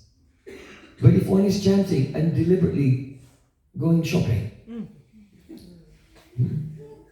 or thinking of other things that you have to do during the day, you're deliberately, I've got very little time, so I've got to multitask. I can chant my rounds and also plan my shopping and my holidays also. Multitasking. To save time. No, that will not work.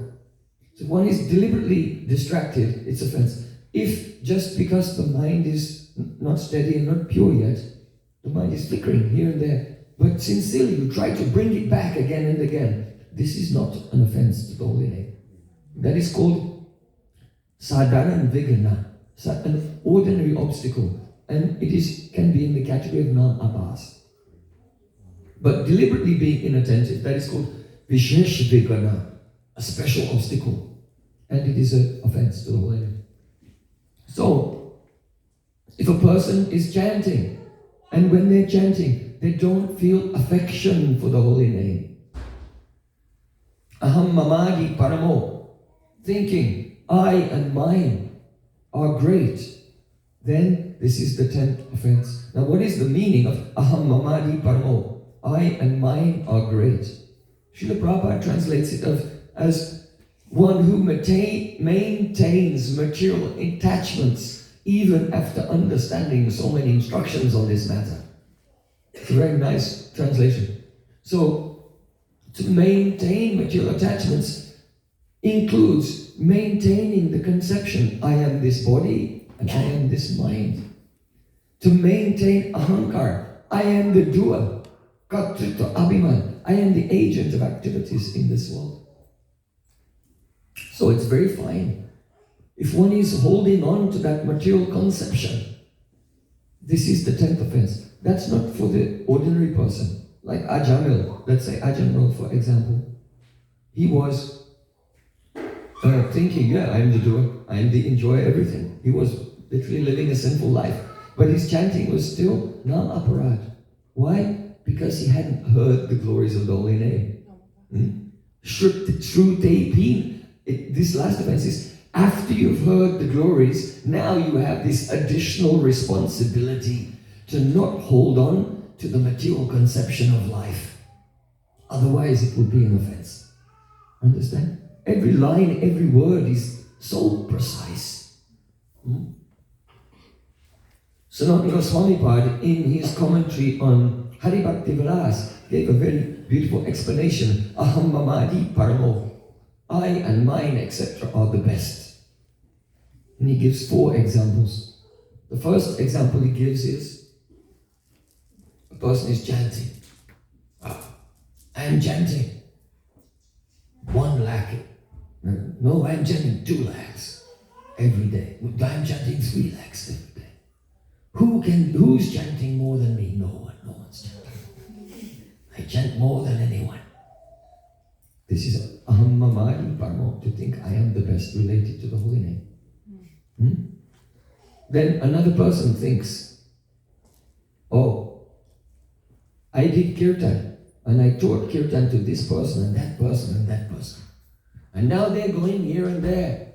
And now so many kirtans are going on everywhere, in New York, in Los Angeles, in Chicago, in Berlin, in Rome, in Madrid, in Moscow, St. Petersburg, in Melbourne, Sydney, in Auckland, everywhere in the world.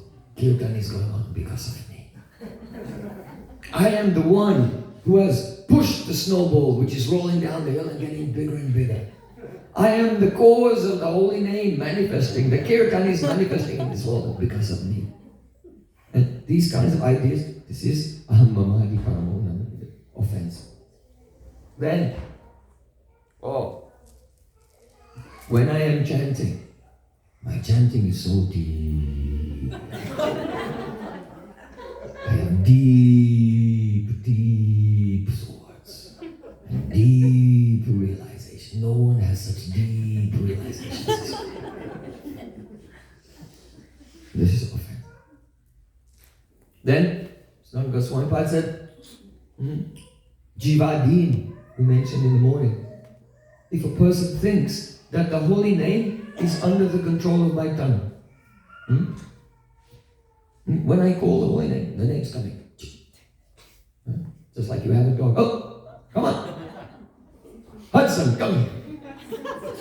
Fetch the ball. No.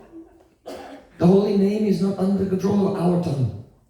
We pray that instead of the name being Jivadin, that our tongue will become the Nam Adin, under the control of the name. The holy name will conquer our mind, sense, and all senses. And will become the servant of the holy name. So, if any of these mentalities are there, these are all included in aham mamadi paramo, namni sopya parada krit.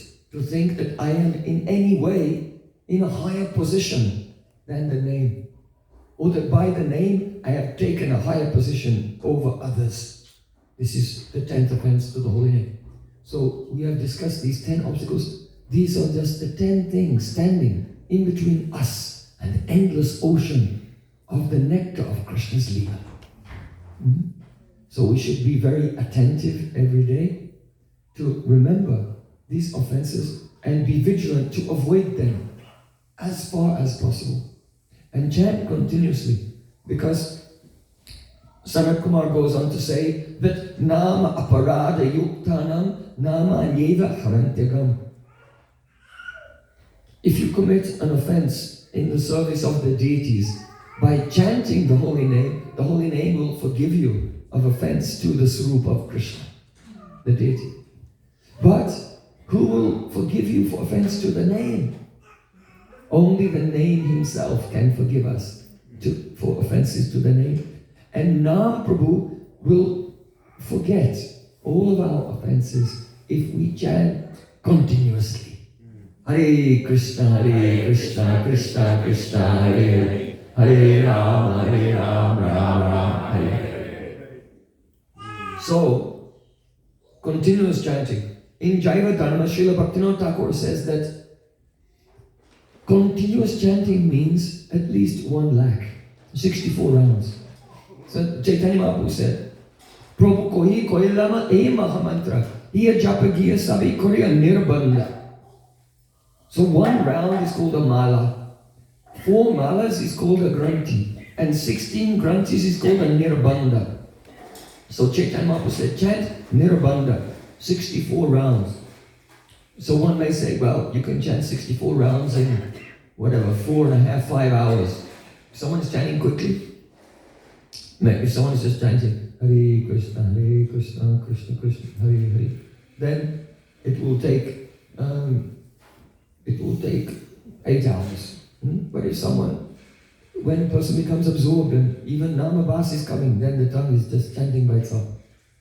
Hare Krishna, Krishna Krishna, Krishna Hare Hare. But as long as you can hear every syllable yourself clearly, then you can complete in about 5 hours. So, what about the other 19 hours of the day? How is that continuous chanting? But if one can complete the 1 lakh Harinam every day, then the vibration of the name will be so prominent in the mind that it will pervade the whole rest of the day also. So, Chaitanya Mahaprabhu said that Prabhu Bale Jano Lakshishwara Bale Kari Ye Lakshanam Pratidin Grahan Kari. When Chaitanya Mahaprabhu was in Jagannath Puri, so many Brahmanas came to him and said, oh Mahaprabhu, please accept prasad in my home. Mahaprabhu said, I only accept the prasad in the home of Lakshishwara. So Lak means 100,000, and the general meaning of Lakshishwara, the master of 100,000, means one who has 100,000 rupees. So in those days, 100,000 rupees, that's like a multi-millionaire. So Mahaprabhu said, I only accept prasadam in the house of a multi-millionaire. And all those brahmanas, they were broken-hearted. Oh Mahaprabhu, we are poor brahmanas. You won't accept to come to our home and give us a chance to serve us. So Prabhu Bali Jano Lakshishwara Bali Kari. Chaitanya Mahaprabhu said, when I say Lakshishwara, you should know what I mean. I mean this. Ye Pratidin Lakshanam Grahan Kari. That person who chants 100,000 names of Krishna every day, I will only eat in his home. And then all those brahmanas, they began to chant Hare Krishna, Hare Krishna, Krishna Krishna. For at least 5 hours every day, then Mahaprabhu would come. So Srila Bhaktisiddhanta Thakur, in his commentary on this verse, he said, Sri Chaitanya Mahaprabhu is the most merciful incarnation of the Supreme Lord, and he will not accept a drop of water from anyone who does not complete 64 rounds every day. So he is the most merciful person. So, then what can you do? Because Guru is giving Harinam and Diksha, and then you have to offer your food to Krishna. So that means we don't offer the bhog to Krishna. We pray, oh Gurudev, I am not qualified to offer this bhog to Krishna. You please offer this bhog, and I am here as your assistant in this seva. So all the archan to the deity is done in Anugatya, under the guidance of Gurudev, because Gurudev and our parampara, they are chanting lakhs Harinam for many, many years. So in this way, Krishna will accept the offering if it's done according to Vidhi and in the Anugatya of Shuddha Vaishnavas. So, just to complete, you should know that this Hare Krishna Maha Mantra is the Nam Chintamani Krishna's Chaitanya Rasa Vigraha. This is the embodiment of all rasa. Everyone was very inspired today. We saw that beautiful pastime of one Saki telling Radhika, "Oh Radhika, don't go to the Jamuna," which means, wink wink, you must go to the Jamuna, I'll take you there. So, Hare Krishna. Hare means Radhe. Just as the word Radha becomes Radhe in the vocative case, Sambodhan. So similarly, the word Hara, that is the name of Radhika. And it becomes Hare. So Hare Krishna. Hare Krishna means the meeting of Radha and Krishna. So this pastime is there in the holy name. The Sakis, Lalita Saki is taking Radhika by the hand. Come. I'm taking you where? Ratnavedi. Ratnavedi is a very beautiful throne, jeweled throne in a kunj at Giraj Govardhan. And Lalita Saki is taking Radhika there. And Radhika is saying, "Oh, Saki, what are you doing? What are you doing? I don't want to go. Gata prayam shayam charita parisanki gurujana. Privadas tungo jagati salaham kulavati. Vayasaste lola sakala pashupali surdaso. Tada namram yachi. Saki. Rahasi sancharaya namam. Oh Saki, Saki, what are you doing? Don't take me, don't take me. That also means you must take me. But in Braj there is avahita bhav. Avahita bhav means they hide their feelings. They hide their love. And also at that time, Radhika feels some fear. Gata prayam shayam means, oh now, it's evening time. So in Vedic culture, ladies cannot go out alone at night in the evening. When the sun is set, they have to be home. They have to be home before the sun goes down. If a lady comes back home after sundown, knocks on the door, the husband said, "Sorry, you can't come in. Sun went down, you weren't home. I don't have to let you in anymore. Because you are not pativrata. You are not a sati. You are not chaste." This is Vedic culture. So Radharani is saying, "Where are you taking me? Now it's evening time." And evening time is also inauspicious. That time Mahadev with all the prick, bhoot and pisach. Lord Shiva with all the witches and hobgoblins is flying through the sky. So Gata Prayam Shayam. Where are you taking me? It's now evening has come. Charita Parishanki Guru Jana. And my Gurujan, my mother-in-law, sister-in-law, and all senior persons in the family. Charita Parishanki. They'll have doubt about my good character. That's terrible, terrible. They'll have doubt about my good character. And not only that, Privadas Tungo Jagati. And all the people of the world. It's their nature. They love to gossip. Gossip is the most popular thing in the world. And they'll all be gossiping about me. They'll all be criticizing me.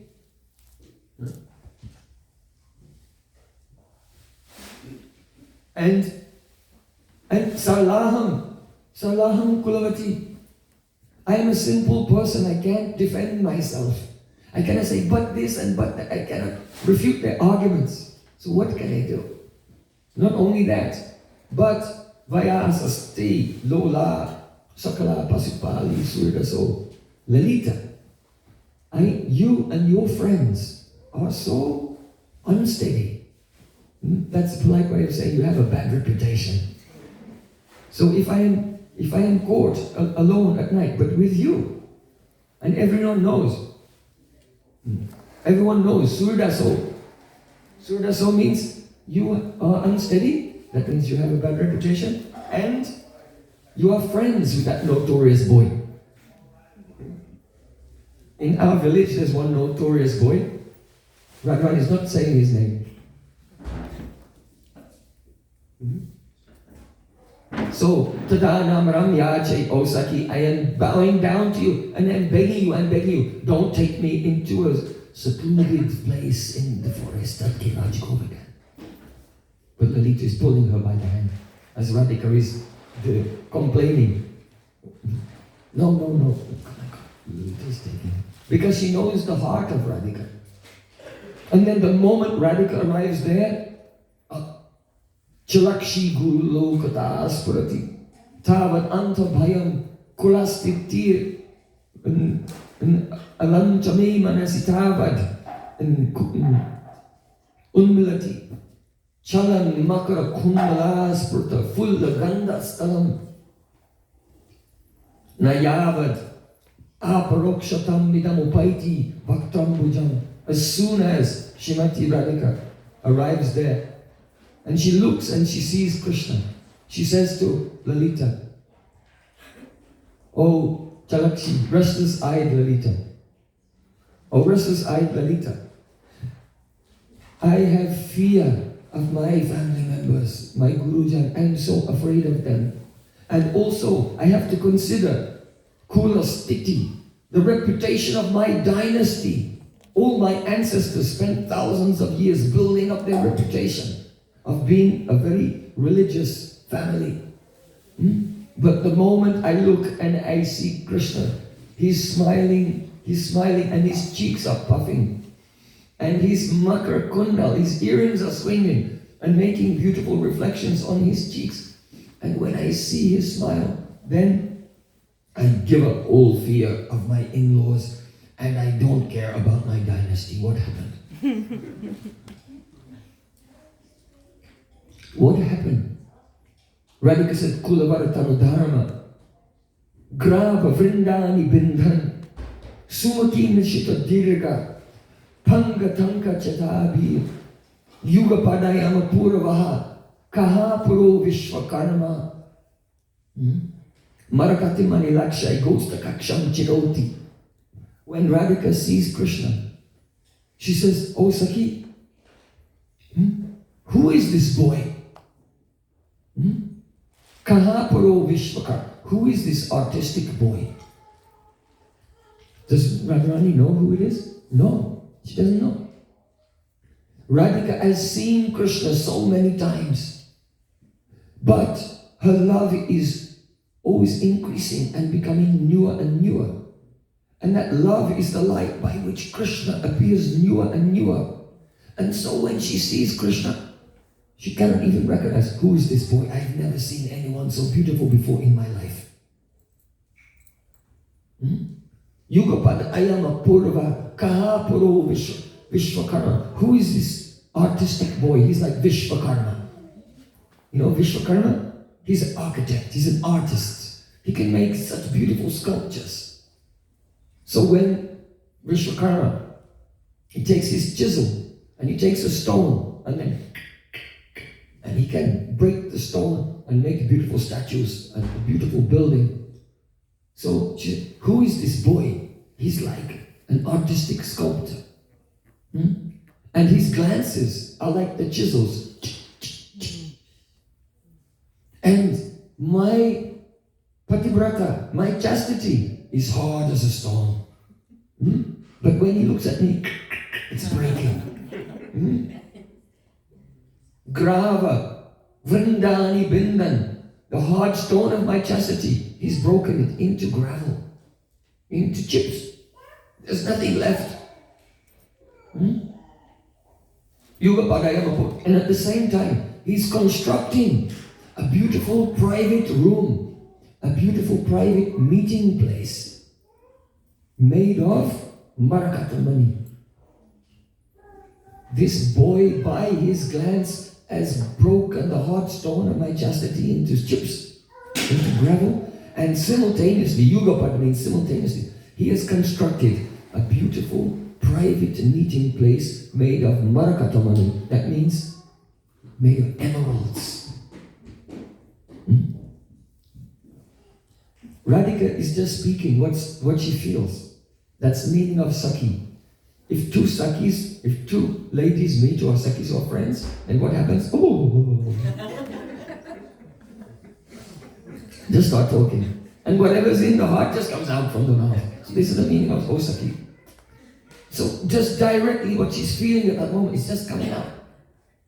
What does it mean? That Krishna is constructing a very beautiful private room made of emeralds. You know that?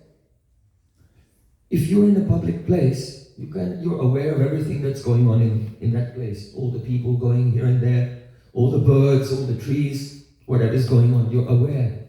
But if there's a private room and you go inside, then you're now secluded and you're not aware of anything. So in the same way, one of the symptoms of Mahabhav is Mohadhyabhave Pyatmati Sarvam Vismarnam Sada. That this love erases all your memory of everything. Just like a person who faints is no longer aware of what's going on around them. But Mohadhyabhave Pyatmati, this love is so intense, even you don't faint, you're still awake, but you forget everything around you. So though Radhika is in a public place with her Sakhis, she feels as if Krishna has constructed a private meeting place, and it's just Radhika and Krishna together in that private meeting place. Because Mahabhav has come and erased her memory of everything, she's not aware. Is it day or is it night? Am I awake or am I dreaming? She cannot understand. It's just me and Krishna. And because Krishna's effulgence is Sham Kala, the effulgence of Krishna is a Sham Kala. And the effulgence of Radhika is Tapta Kanchana Gaurangi, like molten gold. So when the blue and the gold mix together, it makes green. And so Radhika is experiencing that everything is disappearing, and the only thing left is myself and Krishna, and my golden effulgence and his blue effulgence are mixed together. And so I find myself in this private meeting place made of emeralds. Shining emeralds. This just what she's feeling, she's sucking. So what's in her heart just spills out. Like this. So this is the meeting of Radha and Krishna. Hare Krishna, the meeting of Radha and Krishna. Huh? That meeting is so new, even when they meet. Radha and Krishna meet, they play for a long time. And then they stand up and look at each other and, did we meet or not? Milta milavo chahi milimilan kibo milras kabara prema so pratachina bhara in Brajbasa. It is said, Radha Krishna are meeting, and even though they meet, they forget that they met. And again they meet. And so this love is increasing at every moment. This is Hare Krishna. Did we meet? Hare Krishna. Hare Krishna. Did we meet? Hare Krishna. Then Krishna Krishna. Hare Hare. Separation. Radhika has to go back to Yavat. Krishna has to go back to Nandagan. So they are separated. Krishna Krishna. Krishna has to go. Hare Hare. Radha and Krishna are separated. So all the pastimes of meeting and separation are in this Mahamantra. Otherwise, they may not be separated. Srila Prabodhananda Saraswati Thakur said, Ankasti tepi dayate kimapi pralapam ha mo aneti madaram vidadate kasmat shamanu raga mata vivala mohanangi shamamani jatikapi nikunja sinni. He's saying, all glories to the beautiful private kunj, the flower pavilion in the forest of Vrindavan. There, Ankasti Tepi, even though Radhika is sitting in the lap of Krishna. Radhika is sitting in the lap of Krishna. But Krishna's beauty is so intense that the eyes of Radhika, it's impossible for her to drink all the beauty of Krishna's Shabda Sparsha Rupa Rasagandha. His sound, his taste, his fragrance, his touch, his beauty. It's impossible. And so her mind just becomes absorbed in one aspect of Krishna's beauty, and becomes so absorbed in that one aspect that all the other aspects disappear. And then she thinks, where is Krishna? Where did Krishna go? And even though Radhika, this is called praying by Chitya, that even while meeting, the feeling of separation comes. Praying by Chitta. So ankastite pitaite kimapi pralapam. Even though Radhika is sitting in the lap of Krishna, she cries, Ha mohaniti maduram vidadate kasman. Radhika suddenly cries, Ha Mohan, where are you, where are you? Shama mani, Shama anuraga madadiva lamohanangi. That Shrimati Radhika is so beautiful and she becomes overwhelmed with love. But her love overflows. And Sri Krishna also becomes touched by her praying by Chitya, by her Anuraga and Mahabhav. And then Krishna being absorbed in the beauty of one aspect of Radhika's beauty, everything else disappears, only the aspect remains. And Krishna is crying, Oh Radhe, Radhe, where are you? And Radha and Krishna too are together, but both are weeping, tears are flowing from their eyes as they feel separation from each other.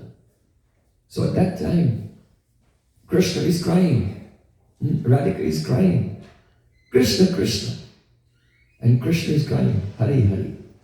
So they are together, but they are feeling separation in meeting, praying by Chitta. So Hare Krishna, Hare Krishna. But then Radhika cries Krishna, Krishna, and Krishna cries Hare, Hare.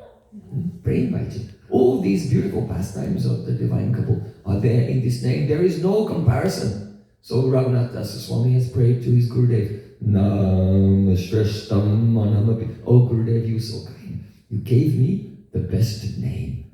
Hare Krishna, Hare Krishna, Krishna Krishna, Hare Hare. Ram, Hare Ram, Ram Ram, Hare Hare. Such nectar manifests from the holy name, but only for those who they have surrendered themselves at the lotus feet of Sri Guru and hearing the glories of the holy name and giving up 10 types of Nam Aparad. Gradually, they will progress from Nam Aparad to Nam Abhas to the Shuddha Nam, pure name. And pure name reveals all these pastimes. Jai. Sri Harinam Prabhu ki Jai. Sachinandan Gauri ki Jai. Gauri Premanande.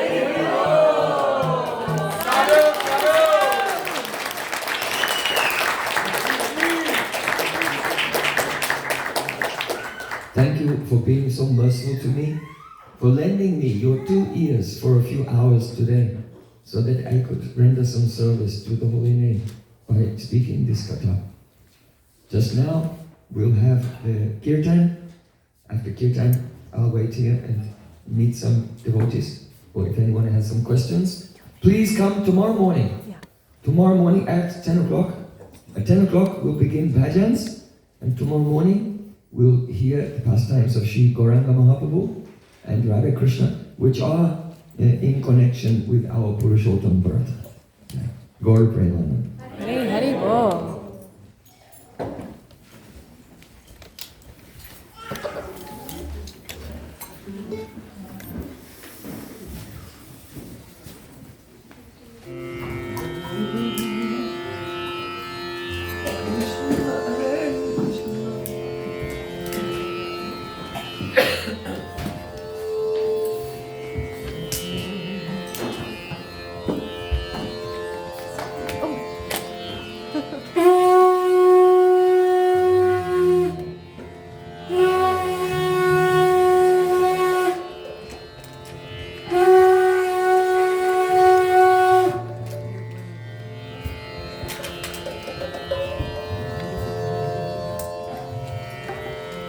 Govinda Jai Jai. Yes, everyone come to have darshan of Radha Krishna. Govinda Jai Jai, Gopal Jai Jai, Govinda Jai Jai,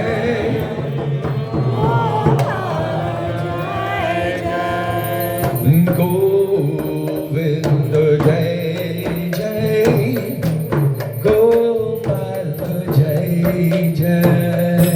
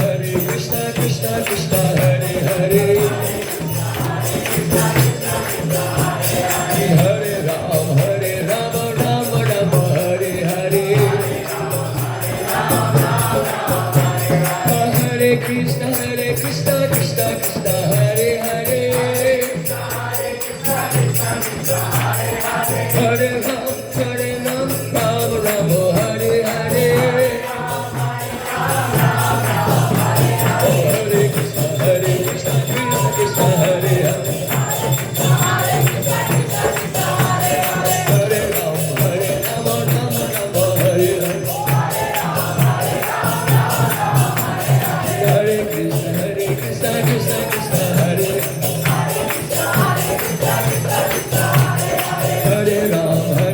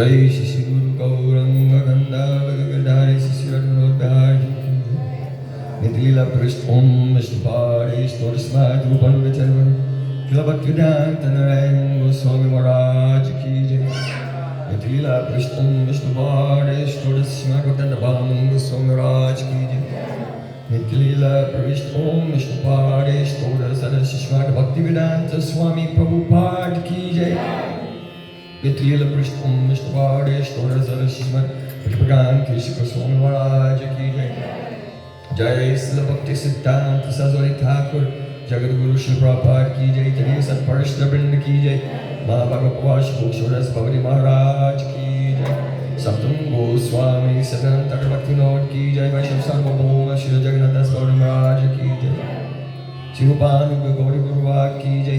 जय श्री रूप सनातन पत्र गुणाश्री गोपाल भट्टदास सोमनाथ सर्वस्वामी भू की जय। प्रेम से घोष कृष्ण चैतन्य पवन नित्यानंद श्री अद्वैत गदाधर शिवासदि गौर भक्त वृंद की जय। श्री ब्रजमंड कृतमंड गौरमंड की जय। तरुणमंकर श्री हरिनाम संकीर्तन की जय। ग्रंथराज श्रीमद् भागवतम की जय। श्री श्री राधिका गोपीनाथ मदन मोहन जी की जय। अनंत गौर वैष्णव वृंद की जय। समकर भक्त वृंद की जय। श्री पुरुषोत्तम मास की जय। श्री पुरुषोत्तम भंकरी भक्त वृंद की जय। हरे श्री वृषभानुनंदिनी श्रीमती राधा रानी की जय। जय गौर प्रेमानंदे हरि हरि बोल।